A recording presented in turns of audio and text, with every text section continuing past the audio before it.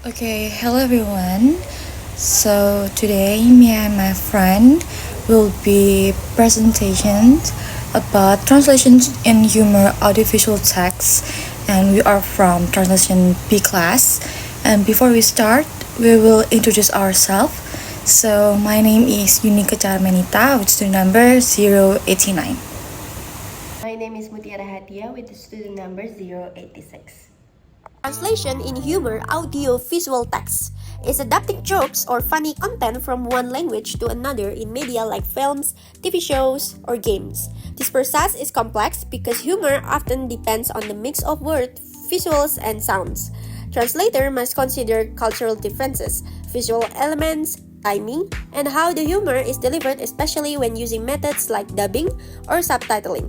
The goal is to make the target audience laugh in the same way as the original audience, even if the joke must be changed or adapted. Research and theory background. Translating humor is one of the most complex challenges in translation studies, especially in audio-visual texts like movies, TV shows, advertisements, and songs. Humor relies heavily on the language structure, cultural references, timing, and intonation elements that often do not directly transfer across language.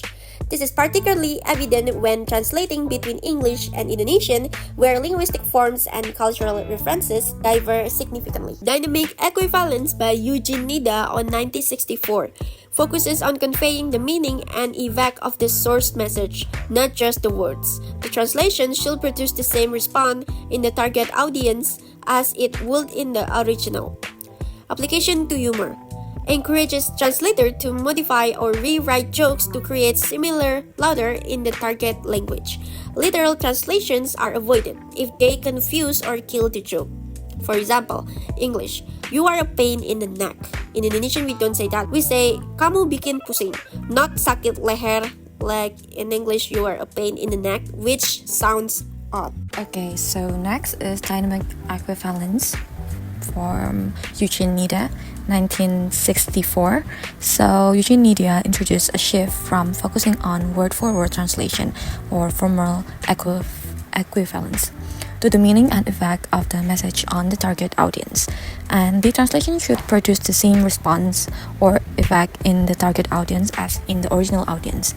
Since humor depends heavily on audience reactions, using dynamic equivalence allows translators to modify or adapt jokes so that the humor works culturally and contextually even if it's not literally the same. Okay, and next is Scopus theory by Hans Vermeer, 1978. So the purpose of Scopus theory of the translation dictates the strategy. A translation meant to entertain must prioritize fun and clarity over accuracy. An application to humor, translators are allowed and even encouraged to localize jokes, use slang, or change punchlines to match cultural expectations. For example, an English pun that doesn't work in Indonesian may be replaced with a completely different local joke as long as it keeps the audience laughing. Okay, so the contributions of Hans Vermeer introduced the idea that the purpose scopus of a translation is the most important guiding principle. The key idea, the translator's decisions should be based on the intent functions of the translations in the target culture. And the relevance to humor translations, translating humor in audiovisual text like films or ads should match the goal to entertain. Scopus theory supports adaptations, even changing jokes completely if it better serves the purpose in the target context. Humor and Wordplay Translation by Dirk de la Bastida on 1996 categorized strategies for translating puns and wordplay, especially in literature and screen text. Proposed 8 strategies including pun to pun, pun to non-pun, pun to rhetorical device, pun to zero, pun to editorial, pun to copy, pun to transcription, non-pun to pun. Application to humor helps in deciding whether to keep the joke structure or just keep the meaning. Important when translating shows or songs with clever wording. For example, Indonesian pun, dia bucin atau budak cinta. But in English, we say he's whipped. Not literal translation, but similar meaning and tone. Humor and Wordplay Translation by Dirk de la Bastida on 1996. His contribution is a leading scholar in translation studies, especially in wordplay and pun translation. His most notable work is There's a Double Tongue, on 1993, and later writings on humor in translation on 1996, introduced a structured typology of translation strategies, especially for puns and wordplay. The key idea is wordplay and puns are among the most difficult elements to translate due to their dependence on language structure, cultural context, phonetic or visual cues. Humor translation requires creative, context-sensitive decisions, not just literal transfer of meaning. Relevance to humor translation. Humor is deeply rooted in language and culture, and not all jokes travel well across languages. In audiovisual texts like films, TV, ads, translator must consider audience understanding, timing, and subtitle space, tone, and intent of the humor.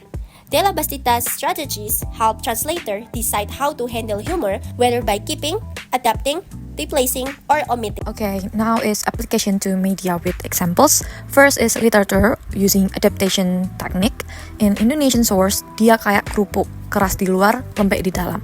So in English adaptation, he's like a cookie, tough on the outside, mushy inside. So it's adapted kerupuk, an Indonesian snack, to cookie for familiarity and parallel metaphor.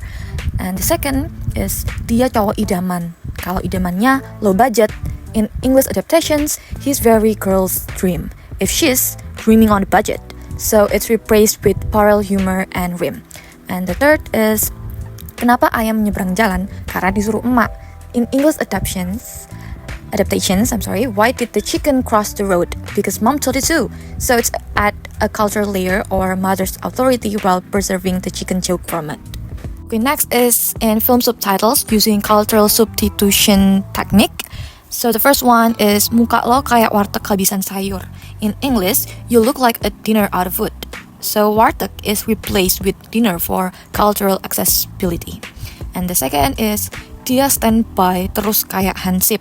In English, he's always on standby like a night guard. So Hansip is a culturally specific figure or substitute with a generic equivalent. And the third is jangan sok Inggris, ntar ketemu London love story beneran. So in English, don't act all British. Real love stories might surprise you. So pop cultural reference reshape to match tone and avoid confusing viewers. And last is in songs using literal and adaptation technique. The first one in Indonesian song, Aku bukan boneka yang bisa kamu mainkan. In English, I'm not your puppet. You can just pull my strings. It used metaphor of a puppet shared across cultures adapt for fluency. And the second is Cinta Satu Malam, Oh Indahnya. So in English, One Night of Love, what a thrill. So it skips the idea while adjusting for rhythm and idiomatic flow. And the last is Goyang Dumang, Biar Hati Senang. In English, Shake It Loose, Feel the Groove. So it's total transgression to fit the beat and energy, not literal at all.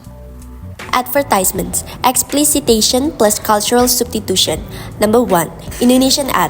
Harga kaki 5, rasa bintang 5. In English we say, street food price, 5-star taste. Kaki 5 explained via equivalence, it means street food. Number 2. Indonesian. Pakai ini dijamin mantap jiwa. In English we say, use this, guaranteed to blow your mind. Mantap jiwa is a slang term, turned into a more familiar idiom. Number 3. In Indonesian we say, beli 2, kenyang 2 kali. Hemat bos. In English we say, buy 2, eat twice. Save big boss. Local slang boss retain for tone, retain match in English. Challenges in translating humor. Number 1 is cultural references. Jokes based on local figures or customs may not be understood by foreign audiences. The solution is adapt or replace with local equivalents. Number 2 is wordplay and puns. These rely on sounds or double meanings which are hard to translate directly. The solution is to create a new pun or keep just the meaning. Number 3 is slang and informality. Slang often has no direct equivalent and may sound odd when translated literally. The solution is use local slang that fits the tone. Number 4, timing in subtitles. Humor can be lost if subtitles are too long or badly timed. The solution is keep it short, simple, and punchy. Number 5, sensitive content. Some jokes may be taboo or offensive in the target culture. The solution is adapt or omit as needed. Number 6, different humor styles. Not all cultures laugh at the same things. For example, sarcasm versus slapsticks. The solution is adjust humor to fit audience preferences. So that's it, everything that we got from this PPT on translation in humor audiovisual text. Thank you so much for having us and see you guys next time. Bye bye!